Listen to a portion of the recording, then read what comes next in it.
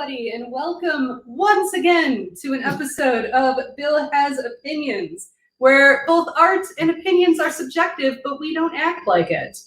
I am, of course, Laura Lavoie, and I am joined by Bill, who has opinions. Ahoy, hoy. We are actually, this is truly, we didn't do like a split screen situation here. We're in the same room for a change. Actually in the same room. Yes. So, welcome to the show, and Bill, welcome to my living room.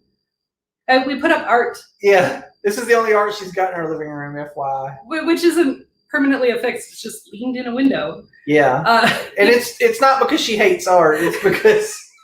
I'm moving, and if you see the rest of this room, you'll understand why it looks like this. It's mostly boxes and empty space. So it is indeed. But, so how are you today, Bill?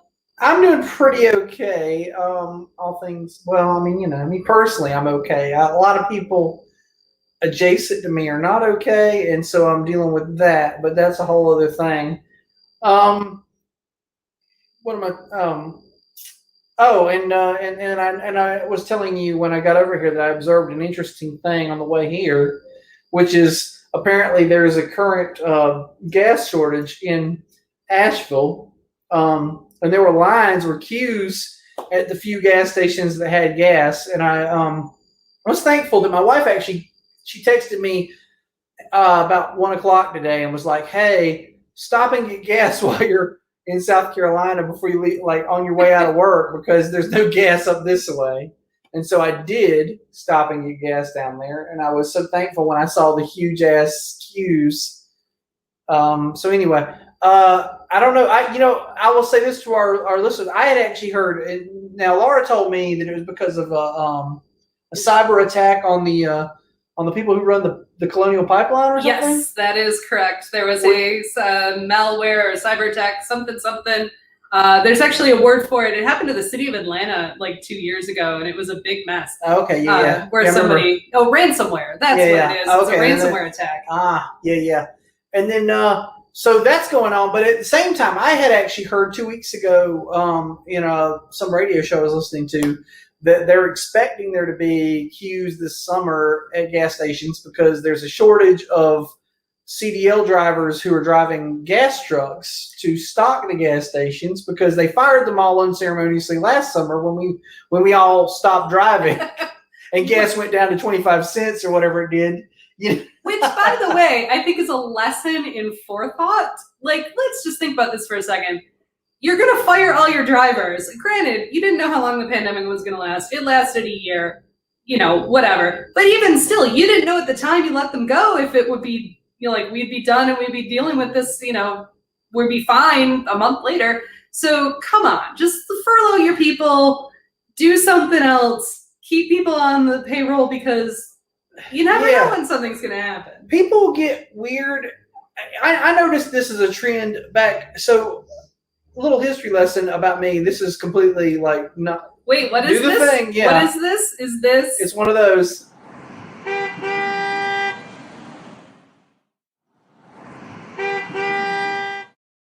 So I grew up early in the show. It is really early in the show, but sorry, we were on a thing. I grew up on a farm, and when something got out of whack, like say 1 year the price of grain got real high. I grew up on a pig farm, is what I should say. I mean, we had crops too, but mainly they were raising pigs. And when the price of grains would go real high, what would happen is a lot of people would abandon pig farming. They'd be like, "Oh shit, I can't afford to feed my pigs this year. I'll just get rid of pigs. To hell with it." Well, here's what happens. So, yeah, soybeans are high this year, but you know what's going to be high next year? Pigs. Fucking pork. You're going to make crazy bank. So here's what I was like, this shows absolutely no forethought to get rid of your pigs. What you need to do is don't breed any pigs that year. Keep your 20 or 30 breeding pigs and feed them this year. And don't let them have any piglets. Keep the sows and the boars separated. And then next year you breed pigs like a motherfucker, and you will make crazy bank because all the 6 other pig farmers in your county who got out of pig farming this year won't be making any pigs next year, but you will be making pigs, and you'll be like, "Ha ha ha! I'm rolling in money. I don't know. People are dumb as shit. Like they don't think forward, and that's what's going on with this gas thing. Yep. You know, or in employment in general. I don't know. Everybody's like understaffed and having crazy times, and it's been nuts.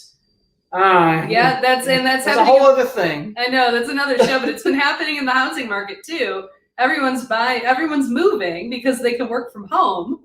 But guess what, folks? You probably aren't going to be able to do that forever. I mean, you should tell your boss that you're not coming into work ever again, but that may not be the case. So now you bought a house somewhere that you cannot get to your job. They moved 20 miles further out because they're like, fuck it, whatever. People are moving from like New York City to Asheville. Oh, really? Yeah. And they're thinking, because I'm working from home. And then the boss is going to be like, can we go ahead and get you to come back into the office maybe? Yep. And they're like, I didn't think that through.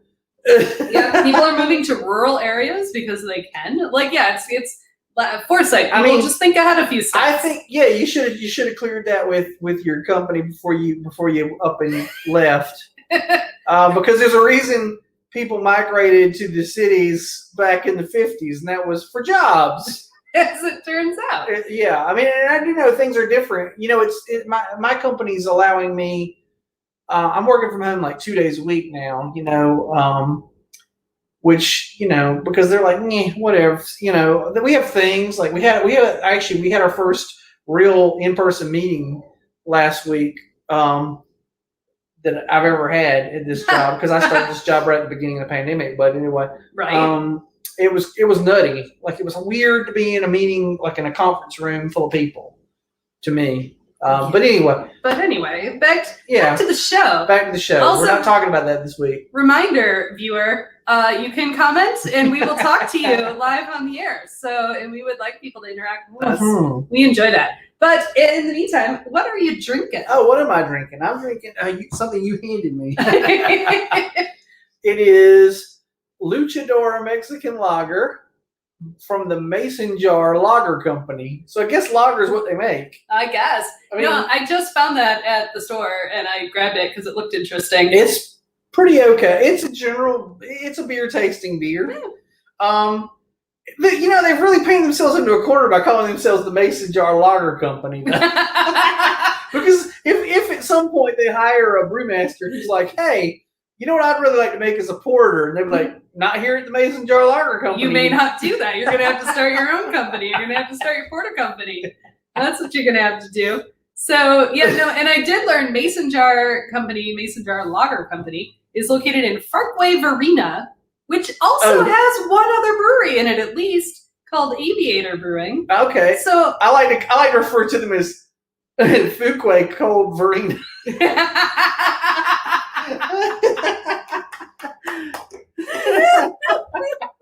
Oh, this is just wrong. All right. I probably should tell y'all what I'm drinking. Mm-hmm. I do not have my can with me, but I have I'm almost done. You're going to have to fetch me another beer in a second. Sure. But this is a Sweetwater Going Coastal. Their pineapple IPA, tropical IPA. Super tasty. One of my favorites. I downed one of those before we started. I just finished mine quicker than she did because I'm a quicker drinker. I like them cold. I mean, in fairness, I was also like getting things ready. Okay. So yeah. There's ice in the cooler. That's true. There's ice in the cooler. All right. So. All right, but this show is not about beer or pig farming or gas shortages. It's none of those things. It's about none of those things. Today we're going to talk about art. And Bill, I know you have a lot of opinions about art. Yeah, I do. I have some opinions about art. People may or may not know this about me, but I went to art school. I actually have an art degree, a BFA in art education, as it is. Started out to be a BFA in studio art, but then I realized I was going to go broke on that shit. So I switched to art education, and then by the time I graduated, decided I didn't want to teach. So I went into other things, and ever since then I've been in data, which has nothing to do with art. Although I like to tell people I approach my data problems creatively, and that's where that goes together. That's why. That's the spiel I give my employers. Hey, that's a great way to. That's my good advice. That's right my there. C3PO spin, if you will. Exactly. Just harking back to the last episode. Anyway, so yeah, I went to art school, and I actually went to proper art school for a year and a half, and then I transferred to state school in South Carolina to finish but I went to the School of the Art Institute of Chicago for a year and a half before going to University of South Carolina. Yeah, where is that art school again? Oh, it's the School of the Art Institute of Chicago. It's in the Midwest. Is it really? Yeah, it is. And it's right adjacent to the actual Art Institute of Chicago, which is the big museum there in Chicago, which was featured heavily in the movie Ferris Bueller's Day Off, where Cameron is staring at the George Seurat painting, and that's a thing. There's some really nice artworks in there. That's one of them, the George Seurat, and then there's some other fine things in there, which we might touch on in a bit. But anyway, yeah, so I've got a little bit of a background in the arts, if you will. I like some art, and I don't like some other art. Although, I don't know, I guess it's subjective, but I have opinions, as the show is called. So, so to me, some things are bad, and I guess you're going to hear about what's bad and what's good. We probably will. So when I was in high school, when I was looking at going to art school, I really thought I was going to be my plan was to go to art school and become a famous painter and become rich and famous. Honestly, so Andy Warhol and Salvador Dali were the two people I was modeling myself on. I was like, that was the lifestyle I wanted to live. I just wanted to be some eccentric weirdo who went to parties and just showed up, and people were like, "Oh my God, I'm so glad you're here," and that nonsense. I don't know. But then I got to art school, and they sort of set you straight the first week. They were really like, let's be honest, this is expensive as shit. Most of you aren't going to do anything. This is going to be an expensive hobby, so I hope your parents are rich. And that was true for probably about half of my rest of my student body, but it was not true for everybody there. Mm-hmm. And I think those of us who didn't come from that background were like, well, fuck. That's some reality right there. And that's probably why I switched back to state school after a year and a half, was because I was like, well, no need to go that much into debt over this nonsense, because it's not going to amount to anything, Right. I mean, it could, but I will say I don't think anybody got to be a famous artist overnight. You're going to have to live the bohemian lifestyle for a bit, probably. And I really just wasn't cut out for that. So I decided, I'm not going to do that. I'm not going to live on a squalor. I'm not going to live in some abandoned warehouse with 17 other, art students and, I don't know, pay my dues until something happens. That just wasn't me. I wasn't that person. So I was like, fuck it, whatever. And I really kind of like art school. I will say this, kind of beat the fucking inspiration out of me. I haven't really done serious art since art school. I've had a brief, I'll flirt with it once in a while. I'll go, I had an idea to do a thing. But not really. Once I got my art degree, I really didn't give a shit for art anymore. I kind of switched. I started doing music because art used to be my hobby when I was a child until I was a teenager. And then once I went to art school and art became once it becomes a job, it's not fun anymore. That's not true for everybody. Some people say, do the thing you love, you'll never work a day in your life, right? And but that's not true for everybody. Some people, if you do your passion for your job, it will become a fucking chore and you will hate your passion. And I'm that kind of person. So I've learned, if I love a thing, don't do that for a fucking living. Just do something else. Well, and I would also say going to school for the thing that you love is a great way to lose that passion for it. Yes. I started out as an English major, as a creative writing major, and I did not enjoy that program. So I switched my major. And it was probably the best thing I ever did, because I didn't get that beat into me. The whole idea that this is a fool's errand to do this as a job. Uh-huh. So, and now But I don't write fiction as a job. Hopefully someday someone will pay me for it. But dear people, pay me to write fiction. She's taking applications if you're looking for fiction writers. You need someone to write. I have a not completed novel. You're looking for fiction writers, I can send it to you. But, so that said, we are going to talk about some particular art. In this episode, we're going to talk mostly about visual art.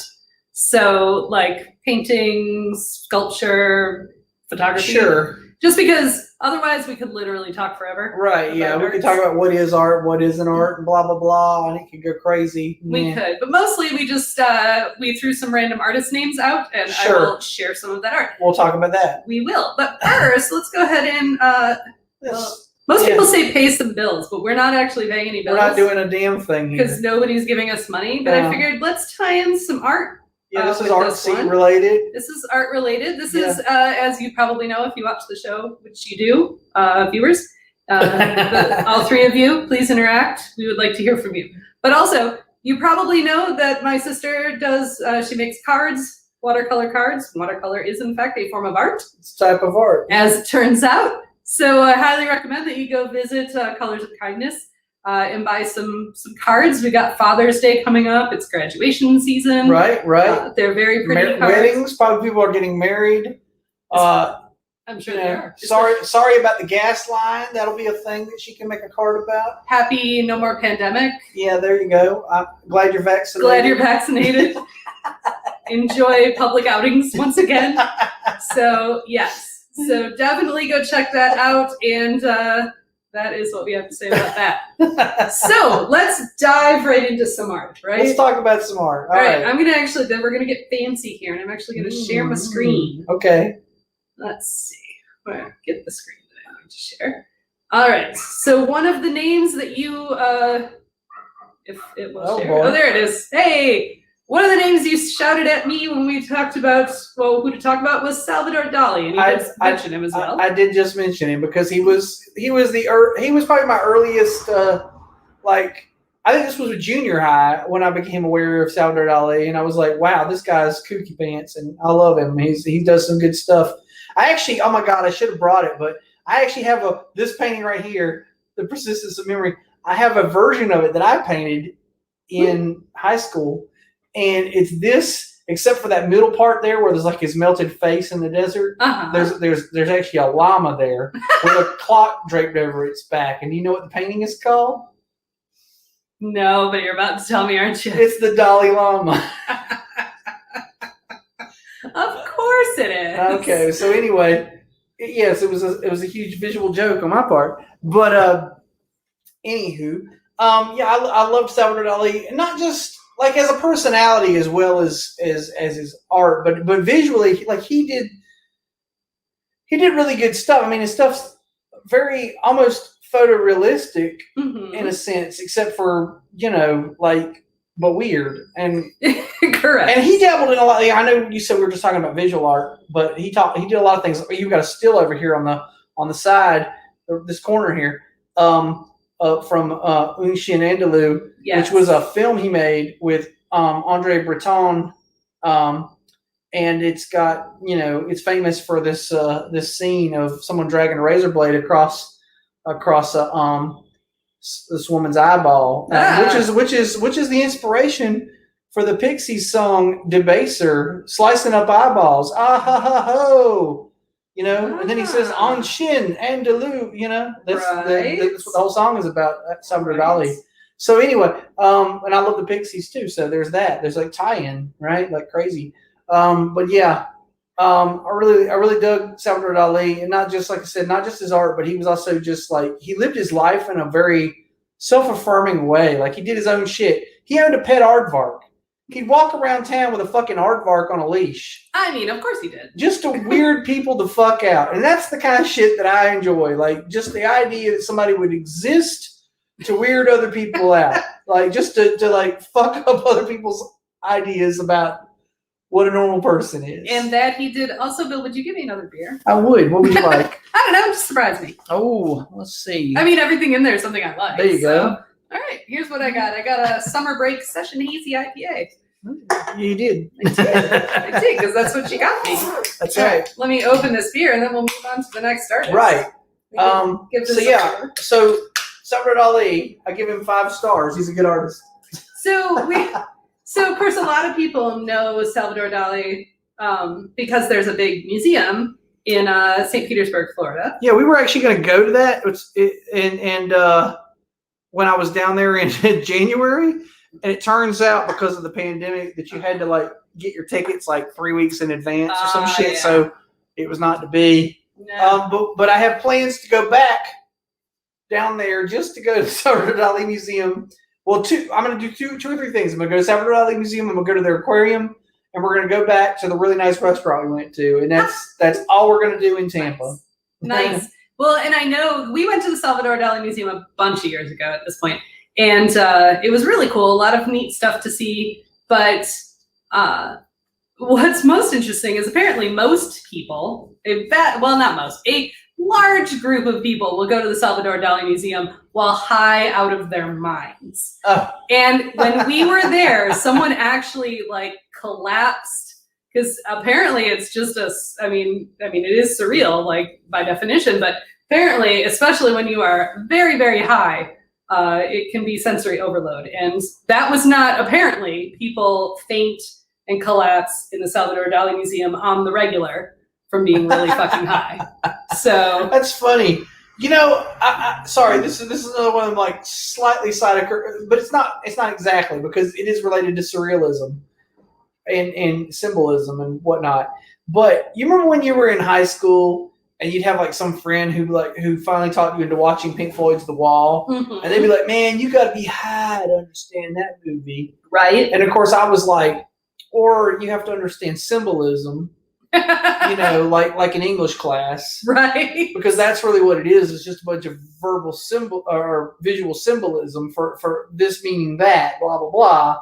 Like, you don't really need to be high, right? You know, but I guess for dumbasses, being high is the equivalent of that. That's how I get a thing, right? Like, so that's my take. There's my opinion on people who get high to go to the Salvador Dali Museum, is that they're probably dumbasses who couldn't fathom surrealism in a normal mind state. But you know, whatevs.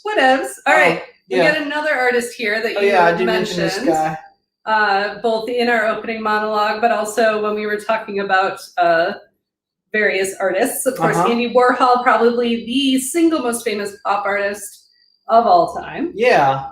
I like, so Andy Warhol, probably like a huge, honest to God, the guy's a huge fucking dick. Okay, although I kind of wonder, like, he might have been a little autistic or something. He was definitely. I have read that recently. Yeah, he was definitely. He had like he was very shy around people, and you know, I don't know, but anyway, dude was also just crazy eccentric. I think it's like the eccentricities of people that like appeal to me. It's an interesting side note. Like, the only nonfiction books I ever read are biographies and autobiographies, and they're always of artists or musicians. Usually, I don't recall having read anything nonfiction that wasn't one of those things. And one of them was a book about Salvador Dali, and one was a book about Andy Warhol. Warhol's work really impressed me. It's funny, you know, about half of it he actually didn't do. He might have had the idea.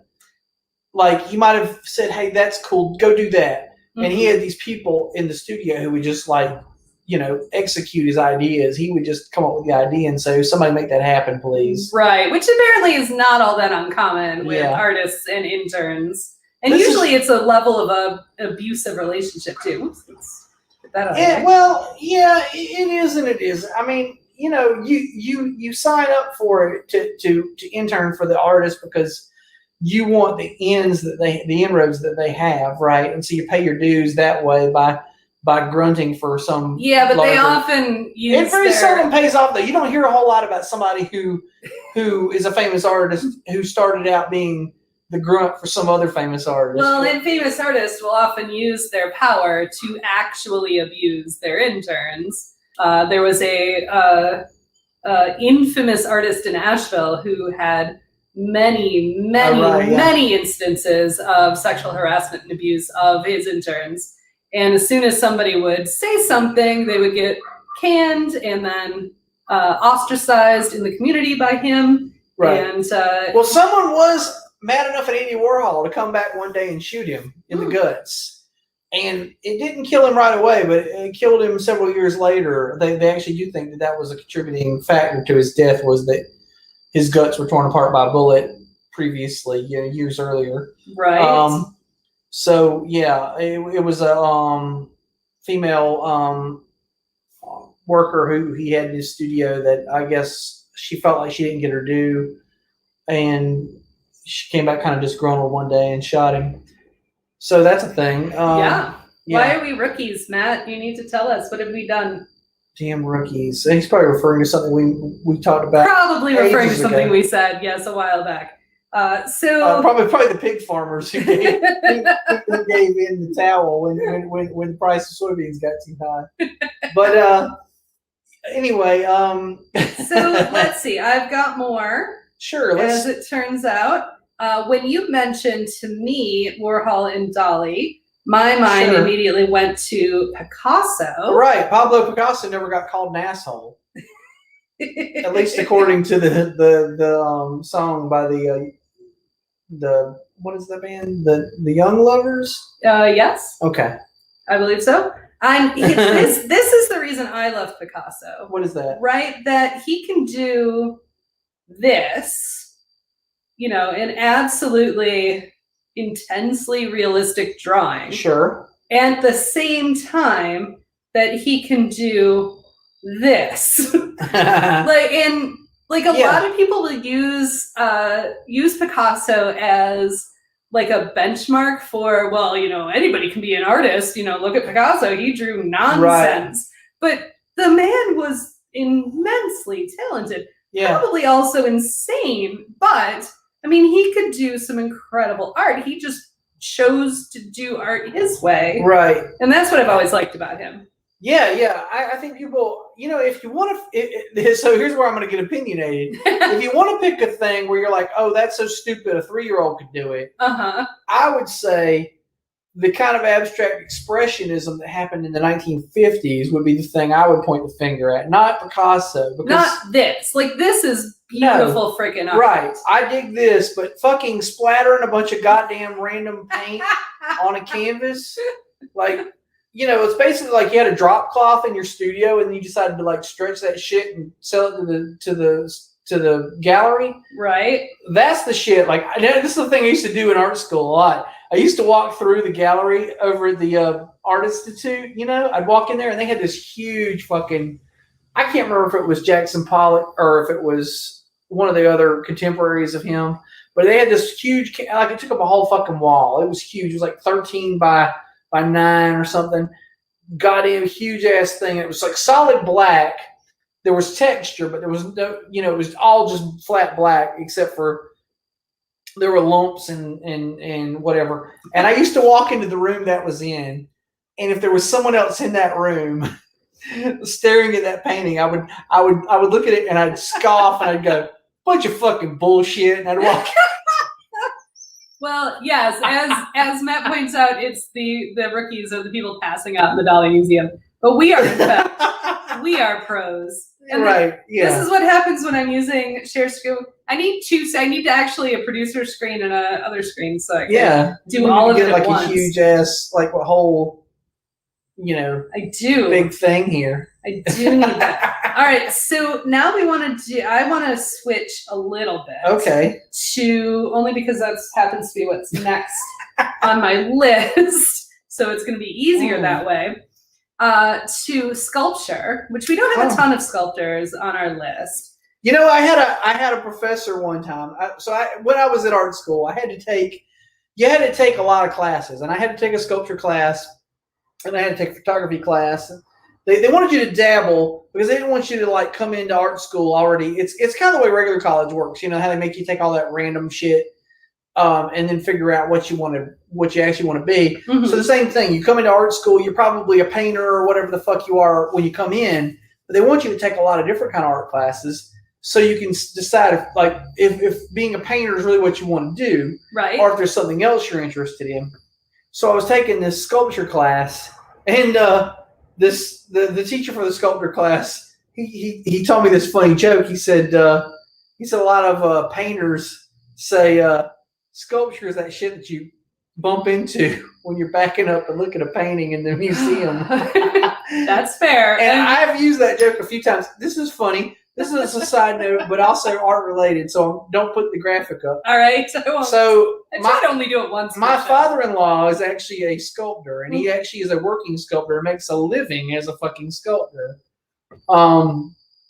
And I said that joke to him one time, and I don't think it was well received.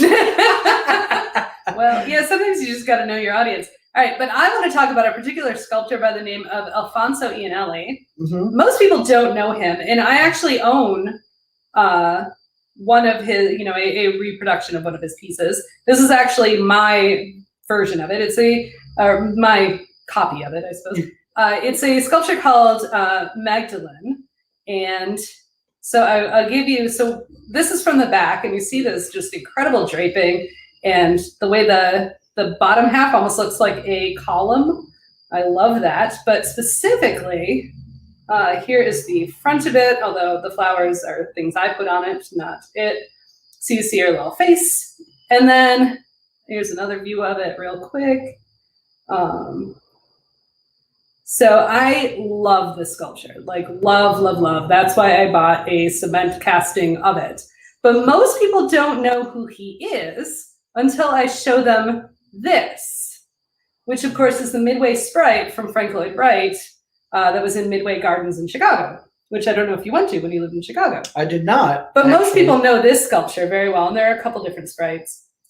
That's interesting because it's a very different style than the previous one you showed, which was more of a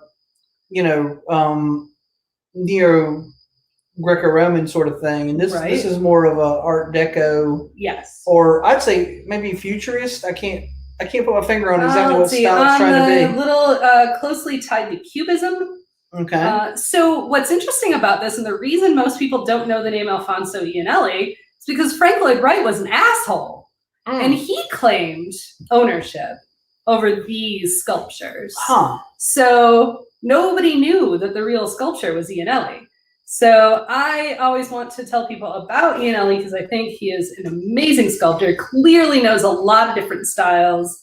He's very, very good at reinterpreting images in 3D. And I think more people should know his name. So I definitely will say this. I do think there's probably a vastly greater skill set involved in sculpting than there is in painting, which is probably what led to that stupid joke. Was some painter, because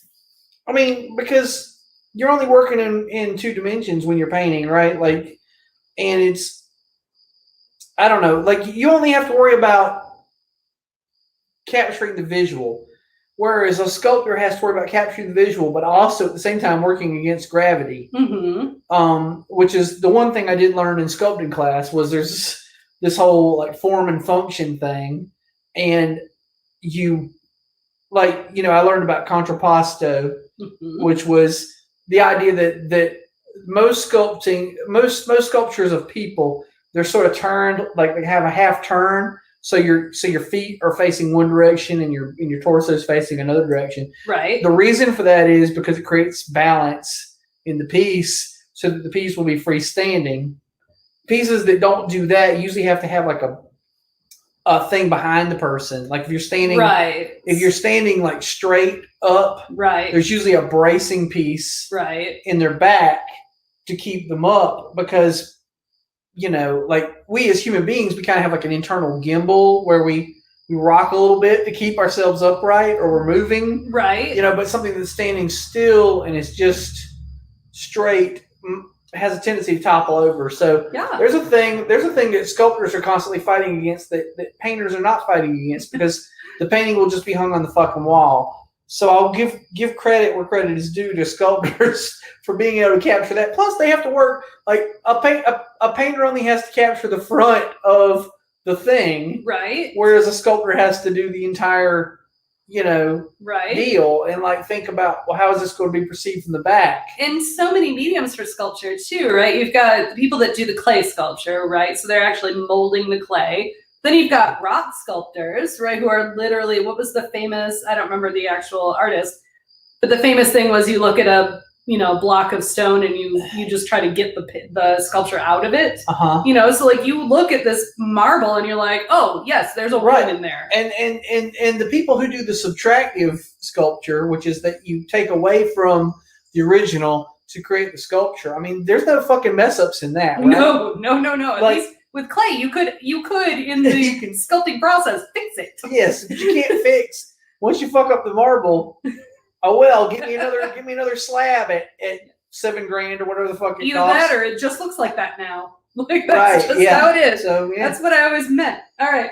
So then you started telling me about and this is because this is what I'm into now. Photography. Yes, I started out being very into pop art and painting and like specifically pop art paintings. And then over the last 10 or 15 years, what I really got into was photography. And this happened to me at art school, actually. I took a photography class, and my photography teacher was really into William Wegman.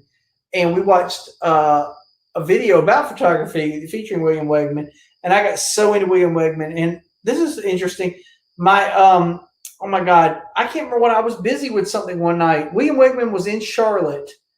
I have several books that William Wegman put out. Now it's interesting that you're showing me these paintings these photos because most of his photos are of Weimaraners. Yes, no, I found that interesting too because I know that is true. But when you are on his website, that is legit what shows up. So most of his photography is of these Weimaraners. There we go. And I have several books of these photos of Weimaraners dressed up in clothes, which are sort of, I guess that's kind of a pop art sort of thing, like the idea of making these dogs do human things. I was fascinated with this whole idea and just the things he got these dogs to do. So anyway, he was actually in Charlotte at the Barnes & Noble one time to do a book signing. And I actually have a signed copy of Puppies by William Wegman. Nice. But I didn't get to go. I don't remember what I was doing. I was out of town or I was working late or some shit. So my ex-wife went for me. And, she actually got to meet him and get the book signed. And that's probably one of my 10 great regrets is that I did not get to meet William Wegman. But I do have a signed book by him somewhere. Hey, that's pretty awesome. Yeah. So he does a lot of interesting things with he photographs other things obviously, but the bulk of his work is these Weimaraners and interesting like people like positions. I think that's what made him most famous. That's what people know. Like. If you are familiar with the name, that's what you associate it with. He made a series of children's books too. Like he did a whole bunch of like illustrated fairy tales where he got the dogs to pose in the roles of the fairy tale characters, and I actually own 3 or 4 of those as well. But yeah, he was just one of the people that I just like. He got me into photography, really. Nice. Although I realized, so I took a photography class in art school and realized I didn't really have, I think I've got an eye for photography, but I don't have the aptitude for dealing with like the technicality, I couldn't develop film worth of shit or keep dust off my negatives. So you should start again because now everything's digital. Yeah, everything's digital. And well, that's what I'm saying. Is like I think I have the eye for it. Okay, and digital photography has certainly changed everything. Although it's kind of made it almost like everybody can be a photographer in a way, right? Like but if you're you can still tell the difference between somebody who's good and who's not, right? Yeah, right. I get that because everybody who gets a damn digital Like everybody who goes out and gets a new Canon for Christmas suddenly is like advertising, like I'll photograph your wedding, and you're like, but you can look at them sometimes and go like, you aren't worth a shit, like you own a camera. That's your right? soul. Like some people have an eye for it and some people don't. Right. And it's funny actually. The house I'm living in, when I moved into the house, there was a dark room in the basement. So the guy who lived there was a photographer. He actually used to teach photography at the local community college down in Hendersonville. Mm-hmm. Now, that being said, he did not have the eye for it. Oh, good. Well, that's always what you want. No, here's the thing. Actually, I will say, caveat. I found a couple of things. So there was a file cabinet full of photographs down there in the basement, right? Right. And we went through the entire file cabinet. There was a handful, like one file folder full of like nudes of his ex-wife. Well, not just nudes, but like pictures of his ex-wife. Right. And he was really good at portraiture. I will say that. Like those were the things that stood out to me. Like he actually had an eye for that. I think the woman who died in the house that we bought the house from, she must have either not been interested in being photographed, or B, wasn't very photographic, one or the other, and C, didn't want him to photograph any other women. So he gave up on the whole portraiture thing. Right. And I think it kind of crushed his spirit. So all of his like other photography was like this really shitty nature photography, but it was like so bad because he clearly didn't have an eye for like taking pictures of but a passion. It might not have been, you might not have been passionate about it. I think there's a little of that. I think maybe like it wasn't what he wanted to do anyway. So, but all of his, so the rest of his photography for the rest of his life was all just nature photography, right? But it was all lousy. like it was very, very poorly. I don't know how to, like, it was badly framed, and it was just shitty. Like I threw out folders and folders full of this stuff. I went through it hoping like to find something good, but it was always like, it was just like meh. And here's the thing: I'm the kind of person who I actually take a lot of photos of flowers myself.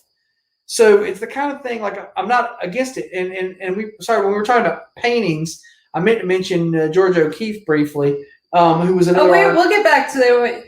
Now we are cruising. We're cruising. Sorry, we're going to talk about photography. Yes. All right. Sorry. Moving on. Sorry. Annie Leibovitz. Yes. Takes mostly pictures of celebrities. Yes, she is incredibly famous. I think she worked for Rolling Stone for a long time, and that was basically. Yes. What her job was to take pictures for Rolling Stone of celebrities, but really interesting stuff. Like she gets people to do some crazy shit. She's just really, really good at what she does. Yeah. Like there is no other Annie Leibovitz. Like it just doesn't. This one's interesting to me because I know it's Willie Nelson, but it's done in a style that reminds me of oh shit, what was her name? She was from the WPA. Back during the Great Depression, FDR paid a bunch of artists to go do things. Yes, I can't remember her name, but yes. You know who I'm talking about, though? Yes. Yeah, shit. Well, one of our fans out there, if you will, remind me what the artist's name was. God, I feel like I stayed... Librarian. Yeah, a resident librarian. If you know who I'm trying to talk about, it's not Ansel Adams. This was a female photographer. She took a lot of pictures like of Appalachian and poor people in Oklahoma and stuff like that. Dust Bowl people. Yeah. Very, very famous. Yeah. I could probably Google it, but I'm not going to. Yeah, we don't have time for that. We're trying to move on. So yeah, Annie Leibovitz. I love her shit. Photography has just really become a thing I've really gotten into because it captures a thing about people, especially photography about people. I really love this stuff. Because you also sent me Diane Arbus. Yes, exactly. Diane Arbus. And a lot of really great photos in the same way, right? Yeah. And she took a lot of pictures of like circus freaks and stuff. But, and just did some, just captures their humanity though. Like, like everybody else was treating them like, hey, you're just an oddity, and she captures them as being a person. Right. I feel like. I don't even know what one to click because they're all great. But like for instance, you get a topless dancer in a dressing room. I mean, they're like, these are people who are dehumanized most of the time. Right. She was taking photos of them. Yeah. So, yeah. Diane Arbus, though, definitely one of the people I admire for photography. The next person you're going to mention, hopefully, Cindy Sherman. Cindy Sherman. Yes. I love Cindy Sherman to death, and not just Cindy Sherman. Like Cindy Sherman, so she's got like such a huge footprint that it's not just about her. But this is a thing that happens to me. So I follow a lot of randos on Instagram. I love Cindy Sherman so much that I actually love any kind of photography that kind of does the same thing she's doing, which is I love when people take photos, selfies, if you will, of themselves, but they're in these sort of cinematographic scenes, right? Where they're like doing something banal. So I can't remember who it was, but a few years ago, some artist did a series of things where they got a bunch of models to dress up in as Disney princesses, and it was like, do you remember this? And it was Disney princesses, but like later in life, like after the happily ever after. Yes. And it was like, like Snow White having to iron Prince Charming's frilly shirts or whatever the fuck, Right. And it had this sort of Cindy Sherman sort of feel to it, though, to me. You know what I'm saying? Yes. I love that to death. Like the whole, she just captures like a realism about the human condition. I feel like, even though it's sort of over the top and weird at the same time. I mean, anytime you give me a creepy clown with a bunch of Beanie Babies, I am here for that. Like 100% here for that. Yeah. And of course, we can't have talk about photography without mentioning Robert Mapplethorpe, right? One of the most famous photographers of all time. I mean, just in this, I don't even know what to click on. We've got self-portraits, we've got male nudes, we've got female nudes, we've got flowers, we've got portraits, we've got statues. You've got so many different things. You don't have a picture of a guy with a riding crop up his ass or anything like that? Well, I'm not going to. Okay. But I appreciate that exists. It really did push the envelope. It's funny. The 80s were a funny time because the shit that was like risque and woo, back in the 80s, like now I think honestly people just roll their eyes at. I think that's absolutely true. Yeah. And this is not photography. Well, it's kind of, so there's some photography involved, but like Barbara Kruger. Like, that is the most 80s art on Earth. Well, sorry, I'm sorry. Vargas is the most 80s art on Earth. But after Vargas, Barbara Kruger, I would say, is the second most 80s. What about, what's the guy that did all the Duran Duran That's art? Vargas. Oh, that is? That's yeah. That's his name? That doesn't sound right. The fashion, fashion. No, the actual artist, the visual artist that did That's the what art. I mean. Like, it was like fashion art, though, wasn't it? I swear it was Vargas. Oh, let me Google it in real live. Nagel. Sorry. Yes. I knew that. What am I thinking of? Vargas might be a pinup artist or something. Maybe. Who does something Nagel was, we're Googling this real time. Yeah, this was Nagel. My brother was a huge fan of Nagel. My brother is a very good artist and very good photographer. But he used to do Nagel style stuff when he was a teenager. Sorry. I was very familiar with it. And, but yeah, no, I agree. I actually heard an interview with one of the actors on Pose, which of course is a show about trans and gay people in New York in the 90s. Mm-hmm. And one of the actresses on it was talking about how informative it is to young people today, like people who are 13, 14, 15 years old. And when I was 13, my mother would have never let me watch Pose. But I'm actually really grateful that they can, like, that's not a barrier we have anymore, Like, we're not that worried about it. We're actually educating people. Right. Instead of sheltering people. I mean, obviously not everybody. Sure, there are obviously people out there who don't watch anything like that. But No. But, all right, let us see. So we have a few other. We're getting close, and I do have things that are extra. We have things that are extra and a mailbag today. Oh wow! So I need to get to both of them. But so let me just go back to the share screen here. I don't know why I clicked out of it. Oh well. So while you're doing all that, let me tell you about what other art I hate besides abstract expressionism of the Jackson Pollock nature. I also hate fucking God damn it! Now I forgot the name of the thing. Degas. Why do we drink? Okay. I hate Degas, and I hate all that stuff. What is that? What is that? The style? I can't. I've had too many beers now. Let's Google it in real time because I'm on the internet. I do. Living room Impressionism. art. Impressionism is living room art to me. It looks like the kind of shit that rando, like people who think I'll decorate my living room, and they put that kind of impressionism in there. And you know what? I understand. Impressionism was a reaction to the invention of photography, because suddenly photography existed, and therefore realism didn't need to exist in painting, because you can do that with photography. So the Impressionism was trying to be like something that's different than photography, but it's the most boring shit I've ever seen in my life. Sorry. George O'Keeffe, though. Here we are. Yes, I do want to, before I go, because there's a couple of artists I want to make sure that I put up on here. But you mentioned George O'Keeffe earlier, and I think she was worth sharing because... Yes. Well, because she was like one of the first really successful female artists, first off. And then she had this like weird... So she painted all these flowers, and they've got these very... I can't remember. What's the word for the opposite of the stamen? There's the pistil and the stamen. Anyway, she paints all these very vaginal type looking flower paintings, and then she got accused of that, like, hey, these are about sex. And she was all like, no, they're not about sex. But what the fuck is a flower? It's the sexual organ of a plant, so they're clearly about sex. And we were having this discussion prior to the show where I was briefly talking about artist intent and how that can get away from you. You might intend, hey, I'm just painting pretty flowers, but they're about sex, because that's what fucking flowers are, is they're sex. They're plants having sex. That is literally what they do. That's what they do. They make more plants. That's their whole purpose. Right.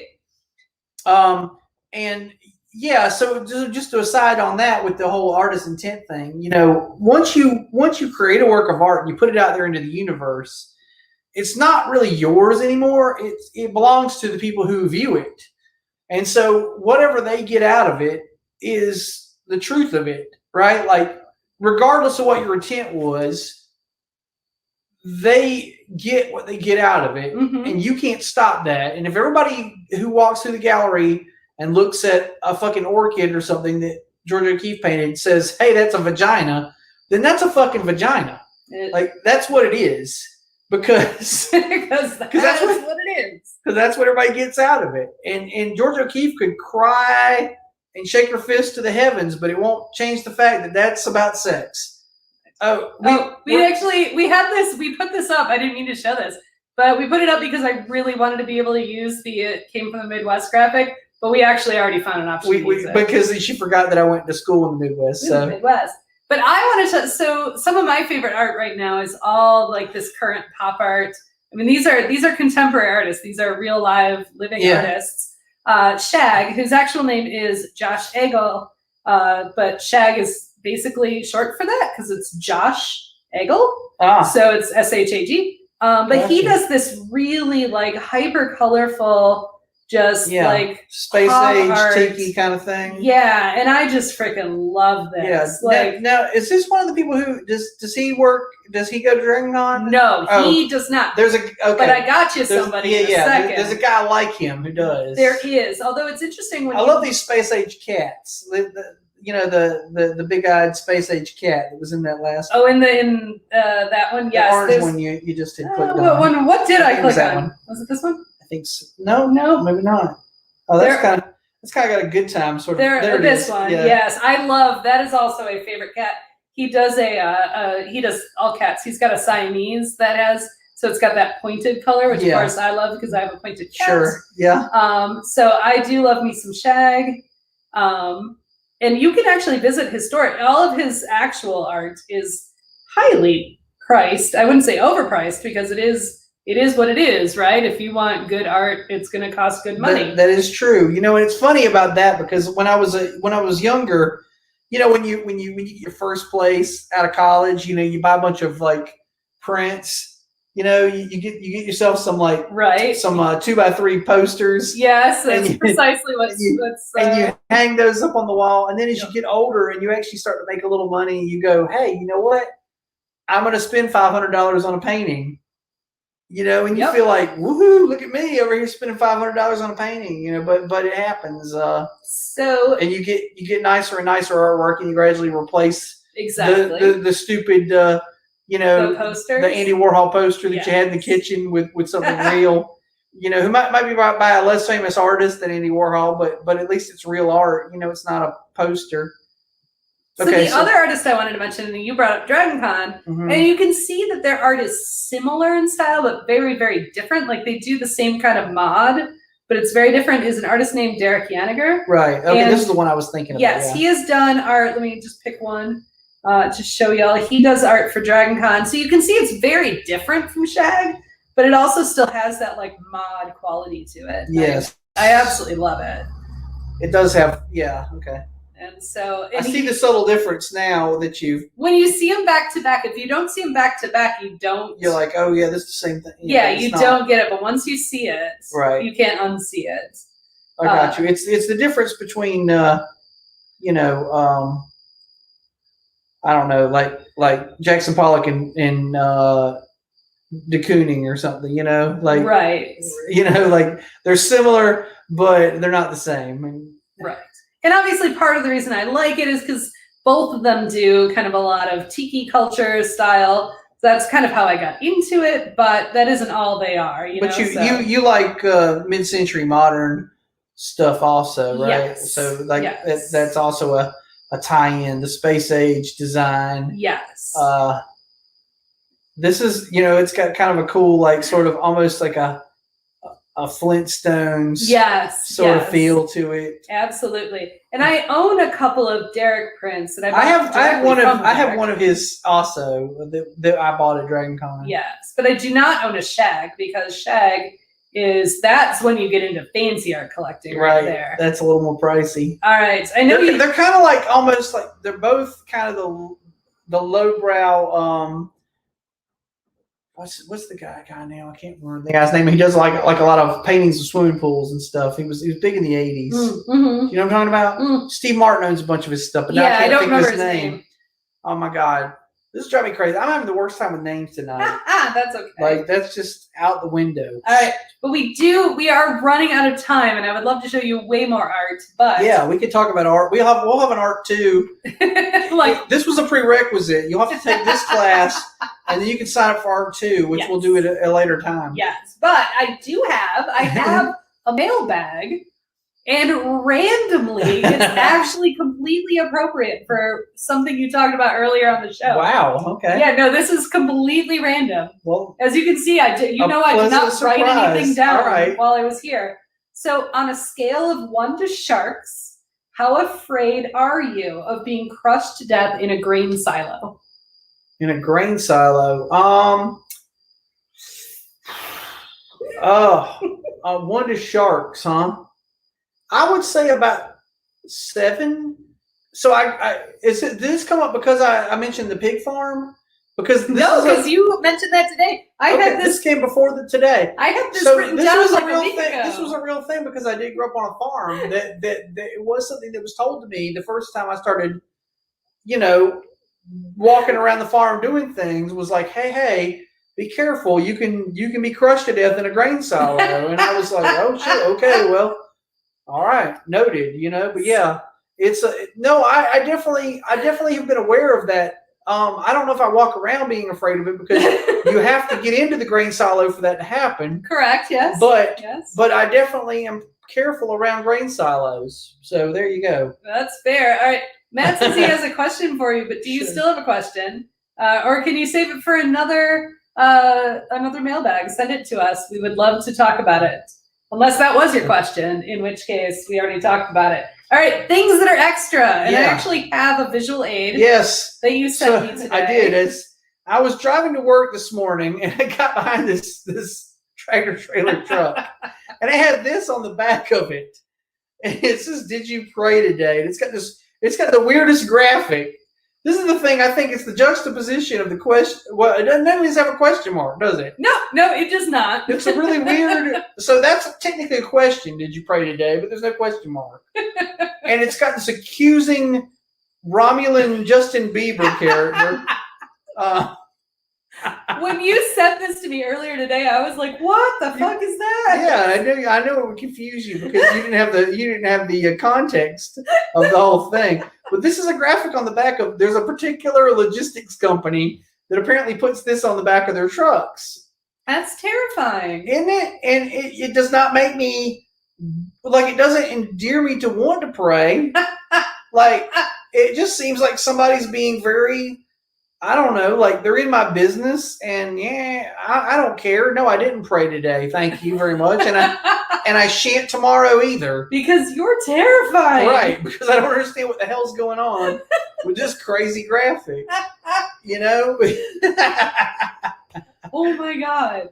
So yeah, that's extra. It's really fucking extra. That's about as extra as I don't know. Like I think we could. We're not going to, but I think we could retire the segment now.